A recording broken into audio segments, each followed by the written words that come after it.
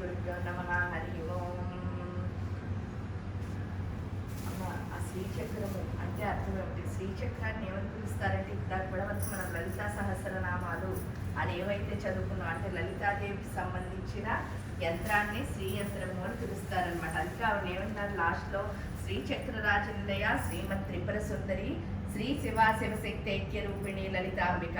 అంటే అర్థం ఏమిటంటే శ్రీచక్రం అంటే ఏంటి అంటే మొత్తం ఈ యంత్రాలు ఏవైతే ఉన్నాయో, మీరు సుదర్శన యంత్రం తీసుకోండి, గాయత్రి యంత్రం, ఏ యంత్రాలు తీసుకున్నా సరే అన్ని యంత్రాలకి రాజు ఇవుట్. అంటే ఈ యంత్రంలోంచే మిగతా యంత్రాలన్నీ వచ్చాయి. అందుకని దీన్ని యంత్రరాజము అని పిలుస్తారు. ఈ యంత్రరాజం యొక్క ముఖ్య ఉద్దేశం ఏమిటి అంటే కొన్ని యంత్రాలు ఏం చేస్తాయంటే భోగం, అంటే ఇహలోకంలో మనకి ఏం కావాలో అన్నీ ఇస్తాయట. కొన్ని యంత్రాలు ఏం చేస్తాయట, పరలోకంలో వెళ్ళడానికి మోక్షాన్ని ప్రసాదించే యంత్రాలట. కానీ ఈ శ్రీ యంత్రం ఒక్కటి మాత్రం ఏమిటి అంటే అటు భోగాన్ని ఇటు మోక్షాన్ని, అంటే ఇహలోకంలోనూ సుఖంగా ఉంచుతుందిట, పరలోకానికి వెళ్ళడానికి కూడా మార్గం మనకి ఇస్తుందిట. ఇంక ఈ శ్రీచక్రంలో ఉన్న మధ్య దీపాన్ని ఏమంటారు అంటే లలితా పరమేశ్వరి కింద కొలుస్తాం. మధ్యలో మనం ఏదైతే దీపం పెట్టామో వెంటిది అది లలితాదేవి యొక్క స్వరూపం. ఈ చుట్టూ పెట్టిన దీపాలు ఏంటి అంటే ఈ శ్రీచక్రానికి ఆవరణ దేవతలు ఎవరు అంటే కట్కమాలా దేవతలు అని పిలుస్తారు. ఆ కట్కమాలా దేవతలందరినీ దీపాల కింద మనం పెట్టుకున్నాం అనమాట. అందుకే అక్కడ ఒక్కొక్క ఒత్తులే వేశారు. ఆ ఒక్క ఒత్తులు అర్థం ఏమిటి అంటే అంతా ఒక్కటే, వెళ్ళి కలవాల్సింది ఎందులోనూ అంటే శివాశివ శక్తి ఐక్యులు, శివుడు శక్తి కలిసి ఉన్న స్వరూపం ఏదైతే ఉందో ఆ స్వరూపంలోకి మనం కలవాలి. కాబట్టి అన్ని చోట్ల ఒక్కొక్క ఒత్తే వేస్తాం ఇక్కడ. ఇంకా శ్రీచక్రంలో ఎన్ని ఆవరణలు ఉంటాయి అంటే 9 ఆవరణలు ఉంటాయి. ఆ 9 ఆవరణలు ఏంటి అంటే అందుకే దీనికి చేసే పూజ నవావరణ పూజ అని పిలుస్తారు. ఆ 9 ఆవరణలు ఏంటి అంటే మన శరీరంలో ఉన్న నవరంధ్రాలకి ప్రతీకలు. అందుకే అమ్మవారిని క్షేత్ర స్వరూప, క్షేత్రేసి, క్షేత్ర క్షేత్రజ్ఞ పాలిని అని పిలుస్తారు. క్షేత్ర స్వరూపము అంటే అర్థం ఏమిటి అంటే క్షేత్రం అంటే అర్థం ఏమిటి అంటే బోల్డని శక్తిపీఠాలను ఒకే ప్లేస్లో ఉంచితే దాన్ని క్షేత్రం అని పిలుస్తారట. అందుకే కాశీ వెళ్తే మీరు కాశీ క్షేత్రానికి వెళ్ళొచ్చామండి అని చెప్తారు. అదే మన ఇంటి పక్కన ఉన్నదాన్ని ఏమని పిలుస్తున్నాం, టెంపుల్ అని గుడి, టెంపుల్, దేవాలయం. అంటే ఒక్కటే ఉంటే దాన్ని దేవాలయం అంటున్నాం, బోల్డని పీఠాలు ఒకే చోట ఉంటే దాన్ని క్షేత్రం అని పిలుస్తున్నట్ట.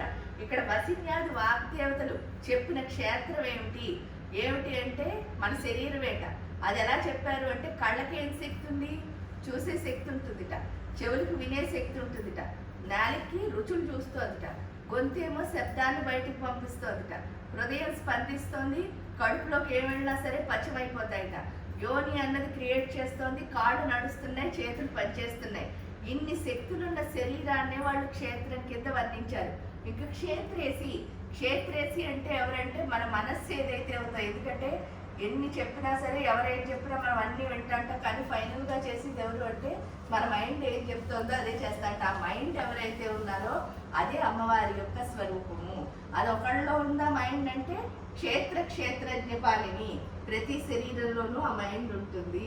అది ఎవరు అంటే లలితాదేవి యొక్క స్వరూపం. ఇప్పుడు మనం ఇక్కడికి ఎందుకు వచ్చాము అని అంటే అసలు పూజ ఎందుకు చేసుకుంటున్నాం అంటే మనకి ఆనందం అన్నది ఒక్కటే లోపించింది. అన్నీ ఉన్నాయి మన దగ్గర, లేదు.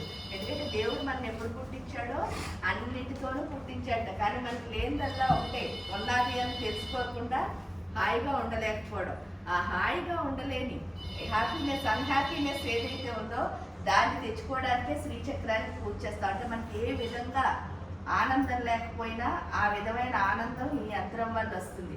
ఎలా వస్తుంది అంటే మన లోపల ఏముంటే అసలు హ్యాపీగా ఉంటాం. అంటే మన దగ్గర ఏముంటే హ్యాపీగా ఉంటాము, డబ్బులా, నగలా, ఇళ్ళ, కార్లా, సోఫాలా, లేకపోతే టీవీలా, ఏముంటే హ్యాపీగా ఉంటాం. ఏమున్నా హ్యాపీగా ఉండడం రెండు ఉండాలని చెప్తుంది ఈ శ్రీచక్రం. ఆ రెండు ఏంటి అంటే ఒకటి శక్తి, రెండు జ్ఞానం. ఎవరి లోపలైతే శక్తి, జ్ఞానం ఉంటుందో వాళ్ళే హాయిగా ఆనందంగా ఉంటారు.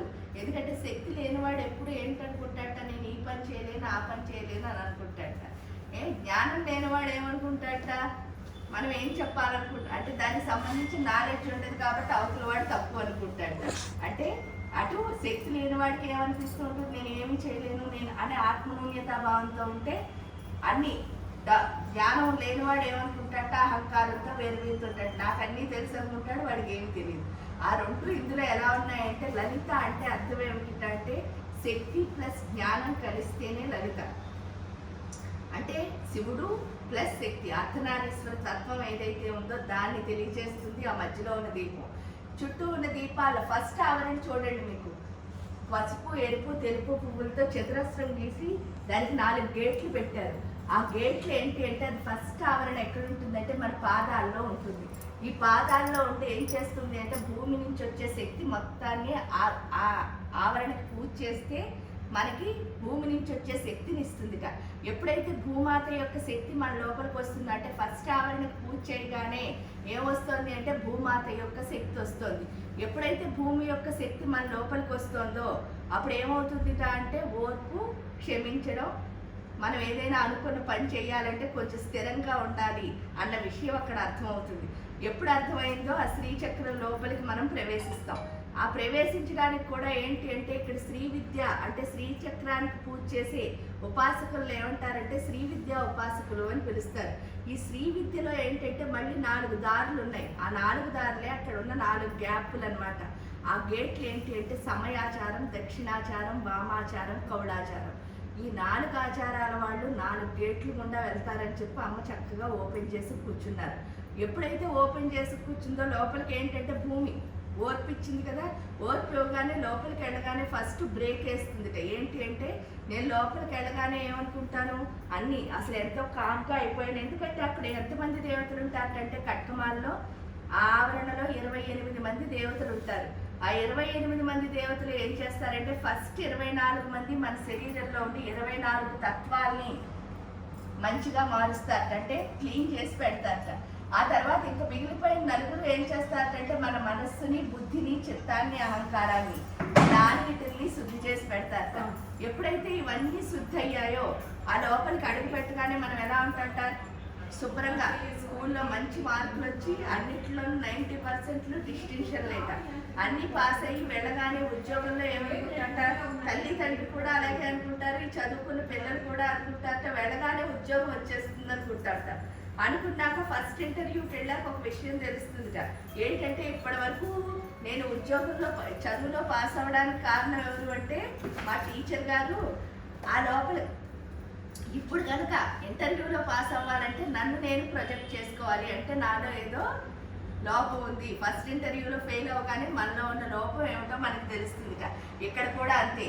అక్కడ ఏంటంటే గురువు మంత్రం ఇవ్వగానే 24 తత్వాలు మన మనస్సు, బుద్ధి, చిత్తం, అహంకారం ఎప్పుడైతే మారాయో లోపలికి వెళ్ళగానే ఏమనిపిస్తుందిట నాకంటే గొప్పవాళ్ళు లేరు. ఎందుకంటే నేను కాబట్టి శ్రీచక్రంలోకి వచ్చాను, నాకు అన్ని మంత్రాలు పనిచేసేస్తున్నాయి, నేను ఏమనుకుంటే అది అయిపోతుంది మంత్రం చదవడం వల్ల, అంటే నేను చాలా గొప్పదాన్ని అని అనుకుని లోపలికి వెళ్ళి 2వ ఆవరణలోకి వెళ్ళక్కర్లేదు. ఇంకా 9వ ఆవరణలో ఉన్న లలితాదేవి ఏమంటుందంటే వచ్చి నన్ను తీసుకెళ్తుంది అని ఎవరైతే అనుకుంటారో ఈ అనుకున్న వాడికి ఏం చేస్తుందిట అంటే అమ్మవారు అదంతా తప్పు అని చెప్పేసి చూడండి అక్కడ 3 రౌండ్లు పెట్టింది. పింక్ కలర్ పువ్వులు, తెల్ల కలర్ పువ్వులు, తర్వాత ఆకులు వేసి దీపాలు వేశారు.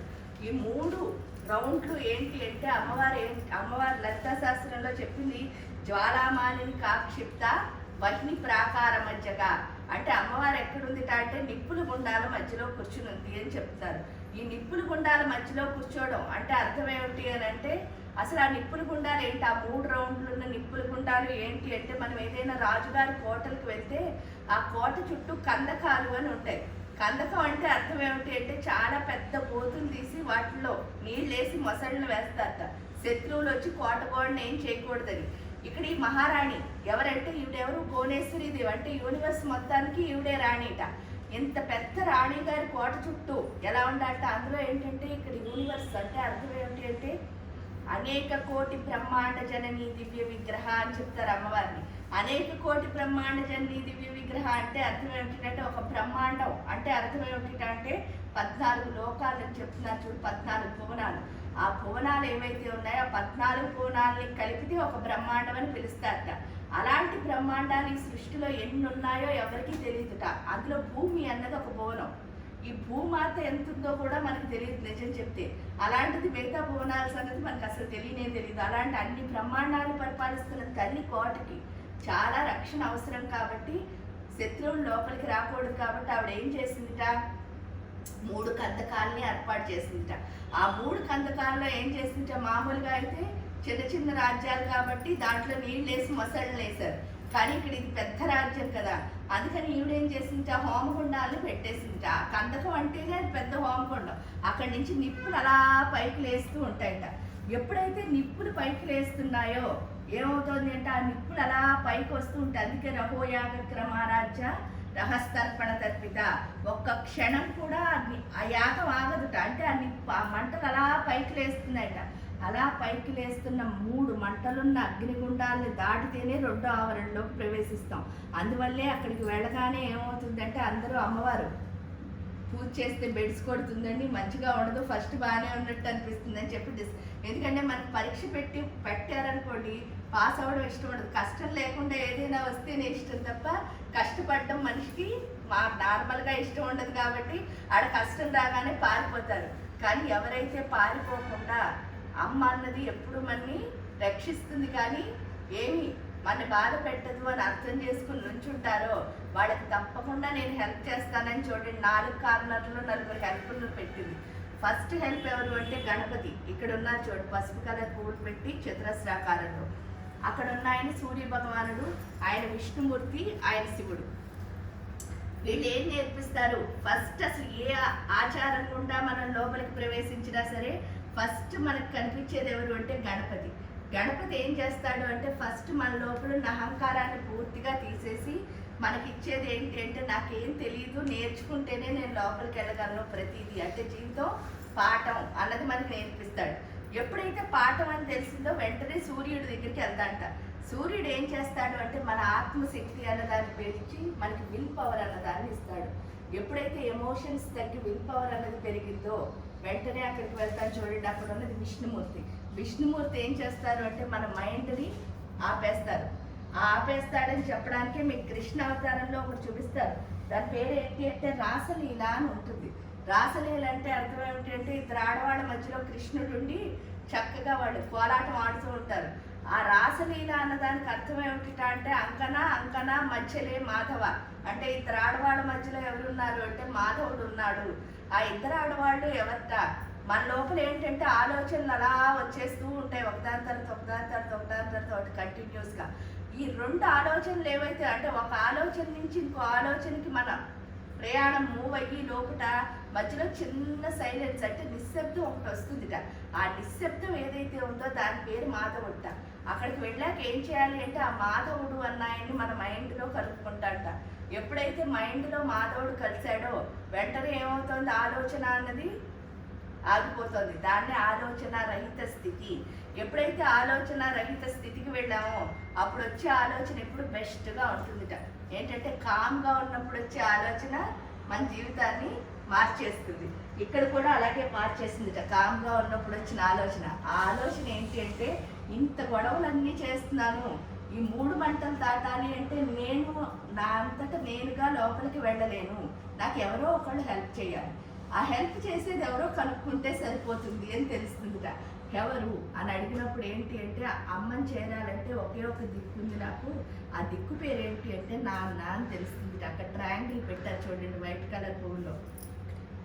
అది ఏదైతే ఉందో అది ఎవరు అంటే శివుడు. ఎందుకంటే జగత పితరం వందే పార్వతీ పరమేశ్వరం. ఆ శివుడు ఏవైతే ఉన్నారో ఆ నాన్నగారు ఏం చేస్తారట, లోపలికి ఎలా వెళ్ళాలో మార్గం చెప్తారట. ఎలా వెళ్ళాలి అంటే మీ అమ్మ దగ్గరికి వెళ్ళాలంటే ఒకటే ఒక దారి.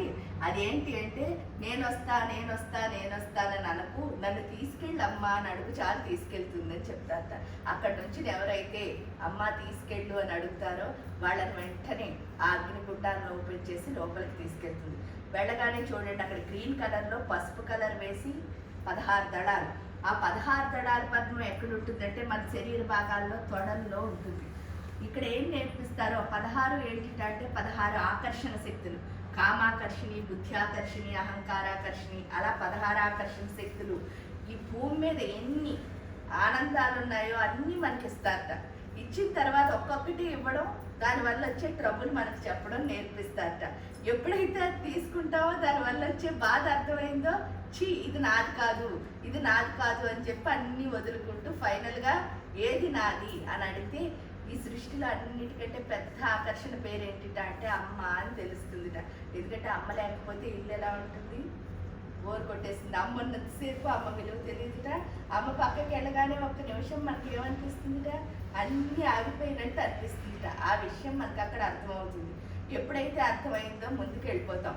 ముందుకు వెళ్ళగానే చూడండి, పింక్ కలర్ పువ్వులు, ఆ మధ్యలో మల్లెపూలు వేశారు. అవి 8 దళాల పద్మం. ఆ 8 దళాలు ఏంటి అంటే మన మూలాధార చక్రం.